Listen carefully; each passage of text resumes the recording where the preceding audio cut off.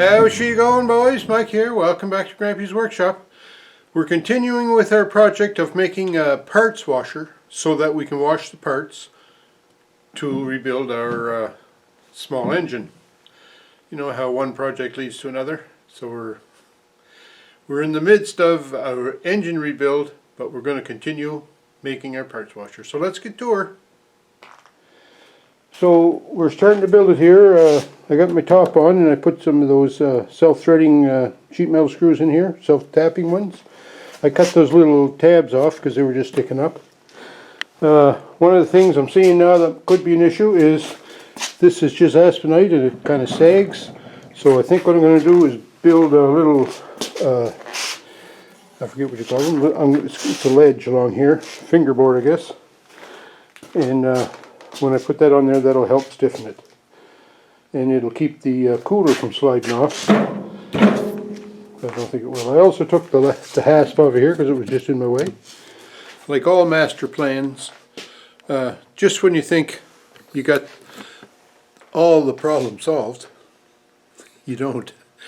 Anyways, I'm going to show you some of the things I've come upon already that are causing this project to sort of slow down a little. Alright, the first project I had was the drain here. I want my hose to come out of that drain so that the solvent from, or the cleaning solution after I finish washing my parts, will drain out through that drain and then go down into my bucket down here. Right? Great idea. Trouble is, there's only this, it's about 1/4 of an inch that's protruding here from the cooler. I already took the stop button off in order to get my hose stuck on there, and that's just too small and it's as smooth as a baby's bum, so there's no way you can get anything to hold on that. It'll be falling off all the time and solvent will be getting everywhere. So problem number 1. Alright, so the first thing I have to do then, since this drain is not going to work, I have to get that drain out of there, and it just so happens that I can do that. Let me find my little hunch here, because this cover that's on it, it just screws on, so I can unscrew that, which was kind of neat. I had this off once already, that's why I know. If I can get that, there we go. There. Get out of there. Okay, so then I looked at a lot of different ways that I could reuse this to try to put a pipe or something on there, a hose. Just wasn't working out. So then I went to my brass fittings, half-inch to 3/4 tub, to look for some solutions. I come up with, this used to be a street elbow. It had 2 little tabs on the end here. Well, I cut the tabs off so that they wouldn't be sticking out, and then I found a close nipple. So I threaded that in there. This is a 3/4 inch nipple, and that just fits through that hole. That's great. So I can put that, I can connect a pipe on this, right? So I can stick that in the cooler and my pipe can come down there right into the box. But what am I going to use it to fasten this on to make it watertight? Well, I looked in that drawer a little bit more and I found elbow, right? That fits this 3/4 inch copper here. Something like that. So now I'm thinking, okay, I can put this part here in the cooler and run this part, and then I put this PEX fitting on the end of it with a piece of hose, and I can run that down into my bucket. See that? But anyways, now my problem was, how do I make this watertight? For every solution there's a problem. So I went looking, and in my collection of washers I found a couple of big old flat washers, but the openings weren't big enough. I think they were they might have been 5/8. I need them, well, I forget what the size were. It doesn't matter, they weren't big enough. So then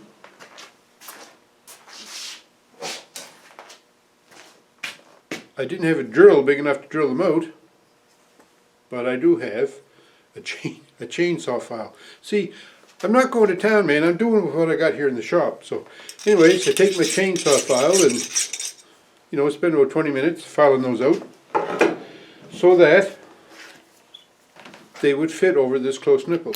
So now I got one in there, and I got one to go on the outside, tighten that up. So what I'm going to do is put this, I'm going to mount that in the cooler now, see how it works out. Alright, so there it is. There's the fitting there with the hose going down into the bucket. And if we look inside the cooler, my little copper street L is on here. So I'll have to get 2 inches of solvent in the bottom before it'll drain out. And if I find that's too much solvent, I can just turn that a little bit and turn it to the side and it'll drain out with 1 inch. So it's sort of adjustable.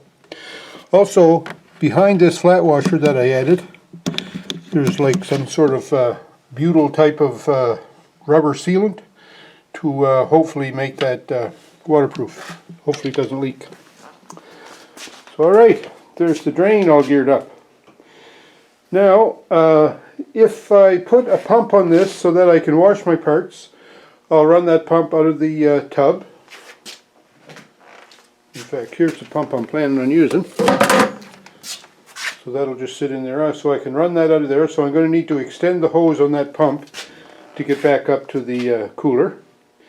I'd also, because the cooler is not sitting just quite square on the table anymore, I'd like to put a hole in the tabletop to drop that hose down through. So I'll do that next. Alright, so I'll have my pump in the tank to pump the solvent or the cleaning solution up into the tank for washing my parts. But if I decide that the pump is not going to work for one reason or another, then what I can do is put a valve right here, a stop valve, so that I can just have the solvent in the cooler to clean my parts, and then when I'm finished I can open that valve and the solvent will just run out into the barrel, the bucket, and I can store that for another day, clean out my cooler, and then put it away till it's time to wash parts again. So I think this is going to work good.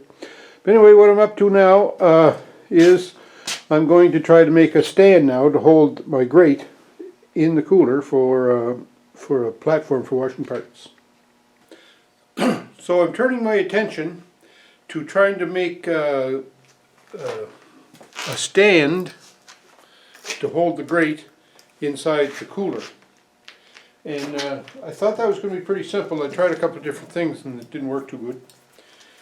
So what I've come up with is I found some metal pieces. Now these were long, in fact they used to be on an awning we had, like one of those pop-up shelters. We had that over our fire pit years ago, but then I think snow got on it, or rain. No, rain got on it and caved in the middle of it. So anyway, I saved all the pieces. So I cut off, these are 5 inches long, and then I cut some little lengths of wood, and this wood, just to tell you the story about everything that's going into this, these were bats that come off the camp when I stripped the camp off to put the door in. Of course, I never burnt the bats yet, so there they are. So I made those, and what I'm doing is I'm curling over the edges, and then I'm going to set those in these metal pieces to give me some wood up here. And now what my plan is, I'm going to put a piece of wood across the top, screw into this, and then I can just support the grate on this in the cooler. So let's see how that works out. So I'm just going to put one of these pieces in. I have to trim the edges off. So I'll just take my knife, and basically what I'm trying to do is make those edges a little bit round, because that tubing that I have is rounded on the edges. But I don't want to make this too small, because I want it to be tight in these pieces. So just trim it enough to get it to fit in is all I'm after. And I don't know whether this is going to work or not, right? This is all just trial.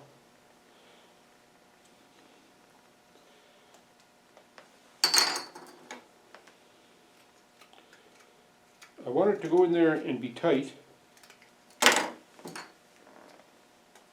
So there, I got it started. I also put a line on them all at the same height, so I just tap this in now.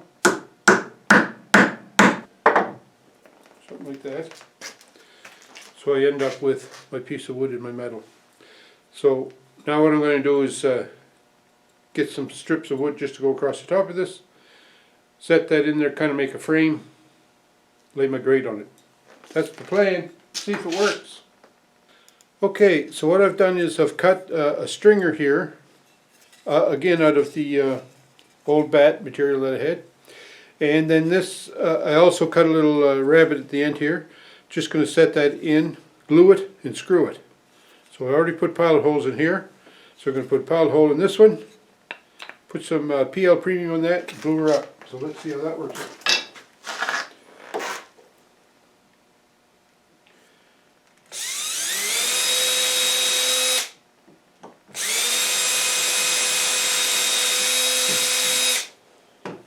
On it.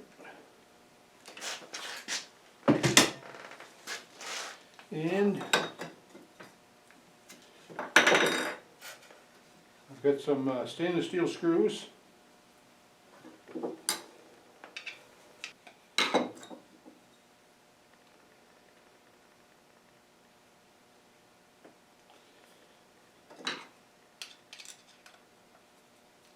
Kind of tricky to get all this lined up here.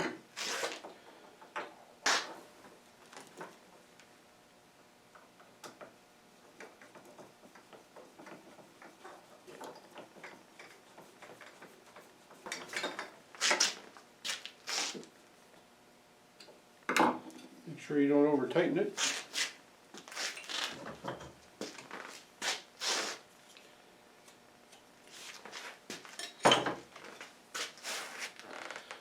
Okay, there we go. I don't know how good this is going to work, but all we can do is try it.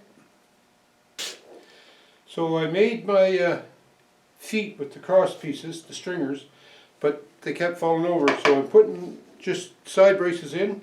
So I cut these, put some PL on them, and I'm just screwing them in here now.